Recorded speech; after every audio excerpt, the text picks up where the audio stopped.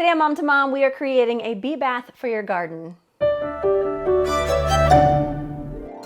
We have a fun activity for your kiddos to do, and it's educational at the same time. I wanted to create a bee bath for your garden. There's lots of bees this time of year, and it's very important that they get water and they don't drown. I didn't know this, but I recently learned that bees can drown if the water is too deep, and they need water, most like other animals. So this is a fun activity to kind of teach your kids to do, and they can create these terracotta pots. So what you need for this, some paint, whether it's puff paint, acrylic paint.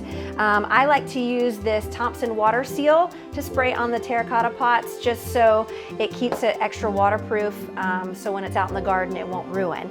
And then get these little saucers.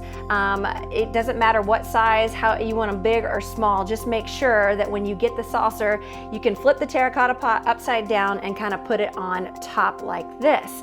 So what we're gonna do is decorate these guys, and then I'm gonna take, you can either use a glue gun or some Gorilla Glue. I like the Gorilla Glue, so I'm just gonna kind of seal that on top. Then I'm gonna take my marbles and put it in the saucer and put it together like so. Now, I do need to mention that when you are painting these, make sure that you paint it upside down so whenever you try to flip it, it's not, the wrong way. So once you have these cute guys put together, I use a little Mod Podge again to kind of seal it all over again, and then it's ready to go.